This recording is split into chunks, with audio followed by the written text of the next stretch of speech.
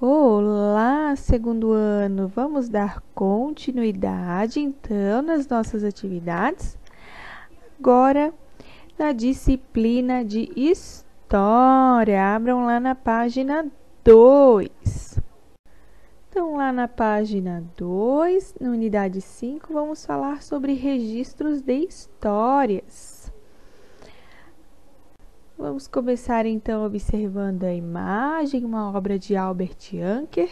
O nome dessa obra é O Avô Conta uma História. Então, o que o homem retratado está fazendo? O homem está contando uma história para um grupo de crianças que o nome da obra já conta, né? Que são os netos dele. E as crianças, o que estão fazendo, pessoal? Elas estão ouvindo a história com atenção. Lembrando que escutar com atenção e em silêncio que outras pessoas estão cantando é uma importante regra de convivência. Lembra que nós estudamos? Mas eu quero saber o que a história estaria sendo contada, o que esse homem está contando. Assim, olhando, não é possível a gente saber, né? Mas será que ele está contando uma história de vida dele? Será que ele está criando na imaginação dele uma história? Ou será que ele está relatando um fato que ocorreu, né, com ele durante toda a vida? Agora, na página 3, vamos falar sobre histórias que nos contam. As histórias que as pessoas nos contam podem ser imaginadas ou reais. Então, as histórias reais são sobre acontecimentos que ocorreram na vida de uma pessoa. Essas histórias estão registradas na memória de quem vivenciou o acontecimento, nos livros, nas fotografias e em outros documentos, né? Então, todas essas histórias reais, elas realmente aconteceram, tá? Não foram criadas na imaginação, elas aconteceram em algum momento da vida de quem está contando. Agora, as histórias imaginadas são criadas por alguém, ou seja, elas não aconteceram realmente.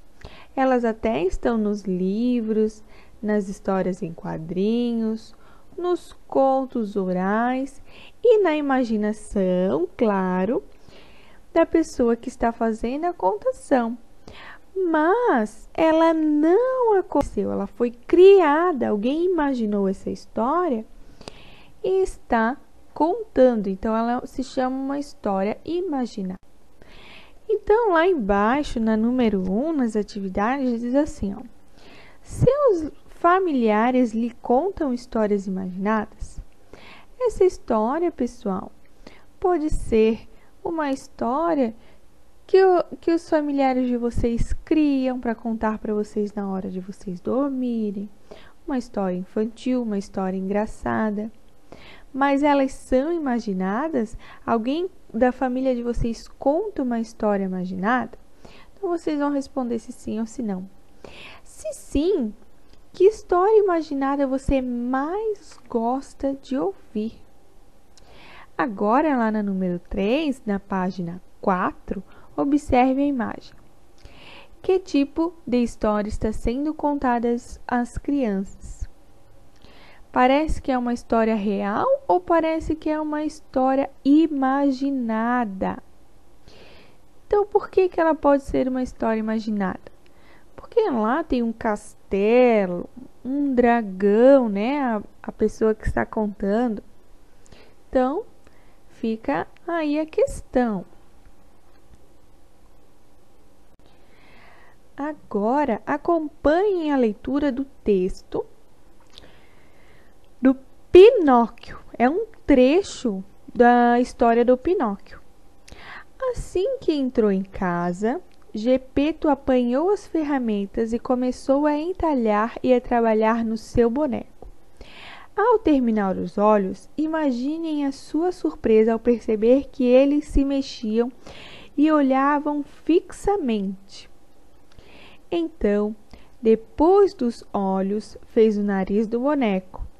Mas o nariz, que mal havia sido terminado, começou a crescer. E cresceu, e cresceu, e cresceu. E em poucos minutos se transformou num narigão que não acabava mais.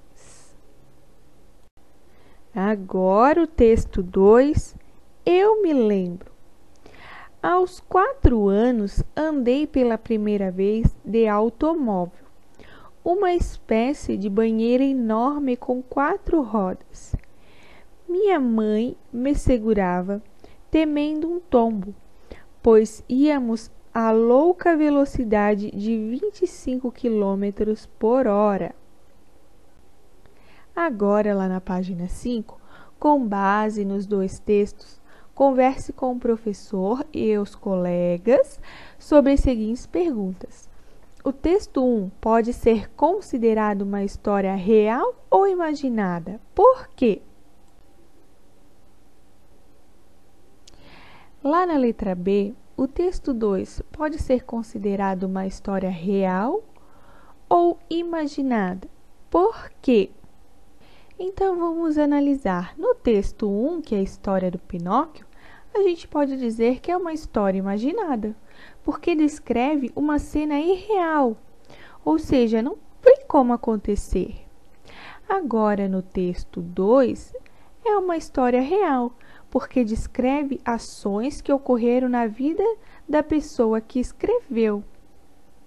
E na letra C? Qual dos 2 textos poderia ser usado para conhecermos a história de uma pessoa? Então, pessoal, qual dos 2 textos lendo os 2 textos, qual a gente poderia usar para conhecer a história de alguém? O texto 2, né, pessoal? Porque ali ela está relatando fatos, né, que aconteceram na vida dela. E esse texto é uma história sobre os dias atuais ou o tempo passado? Seria sobre o tempo passado, né? Porque ela está contando que viveu no tempo passado, certo?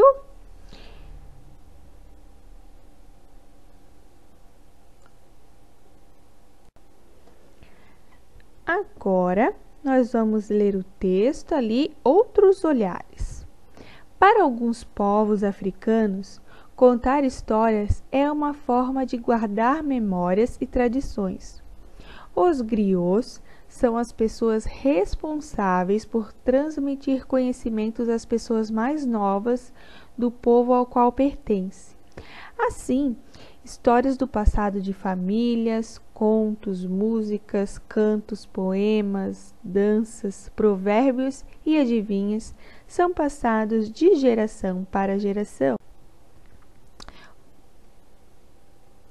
Muitos povos têm histórias, culturas e tradições fundamentadas na oralidade, né? Entre os povos indígenas, a função de transmitir esses ensinamentos é do pajé, por exemplo. Os griots guardam e ensinam as tradições da sociedade em que eles vivem, e eles são considerados bibliotecas vivas, uma vez que eles retêm a história das famílias, crenças e costumes.